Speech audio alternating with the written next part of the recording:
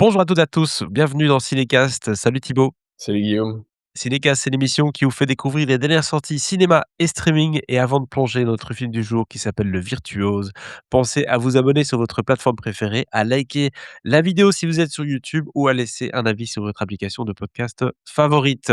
Le Virtuose, ça sort le 27 mai au cinéma. C'est un thriller signé Daniel Roher, avec Leo Woodhall, Dustin Hoffman, Havana Rose Liu.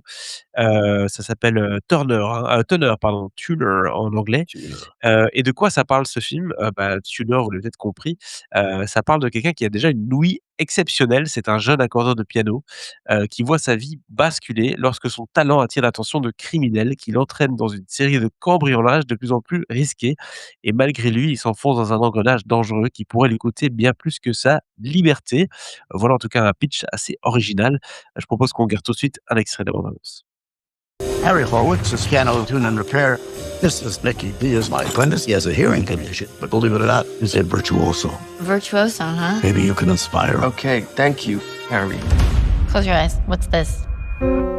C, F sharp, E7 flat 9, F sharp, G, A sharp, B over D sharp.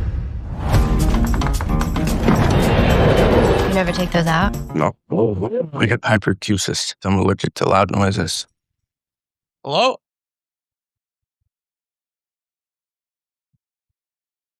You know how long you're gonna be? It's loud. As long as it takes. Unless you can open the safe.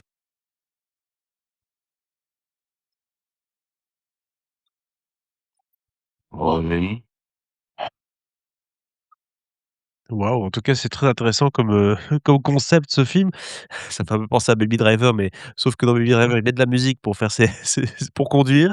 Ici, il a une oreille absolue et contrairement à Charlie Puth, il va pas en faire une carrière musicale, il va, essayer de braquer des coffres du coup et de comprendre comment, déjouer des verrous avec son ouïe. Pourquoi pas en tout cas ce film, Thibaut? Ça m'intrigue déjà, c'est bon signe. Tu peux nous en parler un petit peu plus?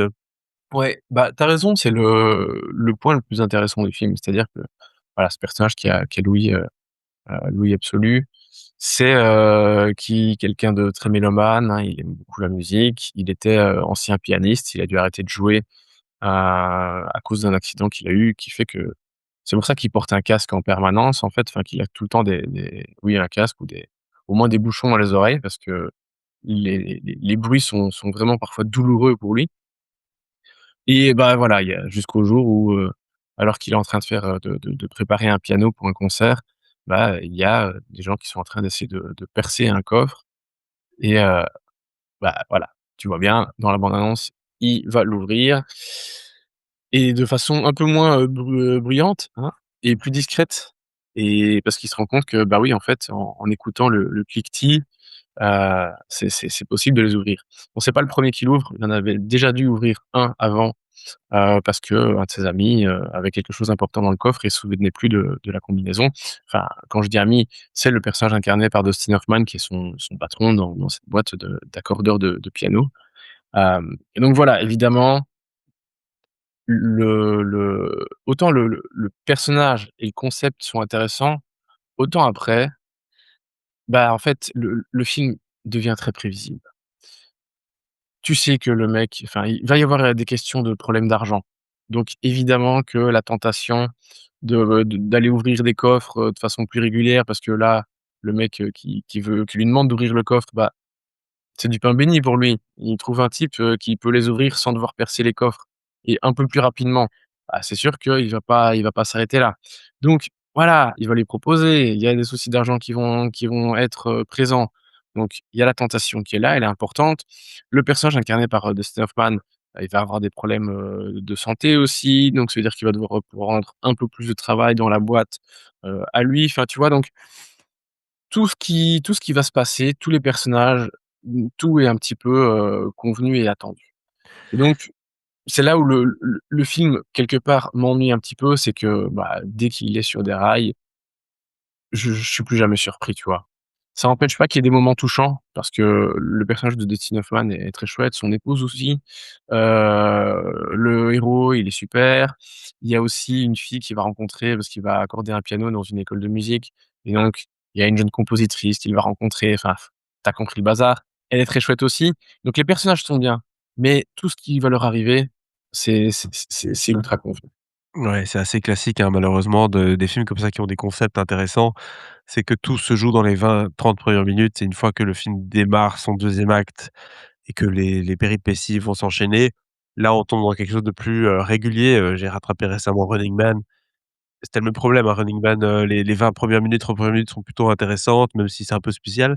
Après, une fois que le jeu a commencé, bah, directement l'intérêt un peu diminue puisqu'on sait plus ou moins ce qui va se passer, hein. Il va tenir jusqu'à la fin, Ouais, et là, bah, on se doute bien qu'il va avancer dans ces trucs, mais voilà, c'est dommage de pas continuer là-dessus, mais c'est très difficile malheureusement de ouais. suivre un concept. Et ici, alors il y a de ça aussi, mais c'est pas uniquement un film de romance, mais tu vois, les films de romance sont très codifiés et très, Oui, sujet à ce genre de problème, c'est qu'une romance, elle est intéressante quand les gens sont pas encore en couple et puis dès que le couple arrive, en fait, c'est le moment où l'intérêt baisse parce que c'est moins intéressant à regarder, enfin, il ouais. se passe moins de choses, voilà.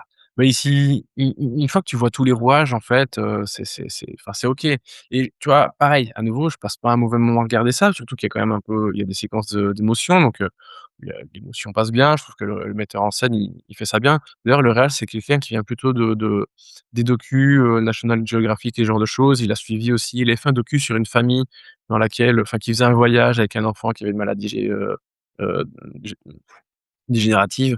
Enfin, tu vois? Donc c'est quelqu'un qui maîtrise quand même l'aspect émotion et ici, dans un film de fiction, ça passe bien aussi. Mais mais voilà, je trouve j'ai vu plein de gens qui trouvaient ça magnifique, waouh, super touchés et tout.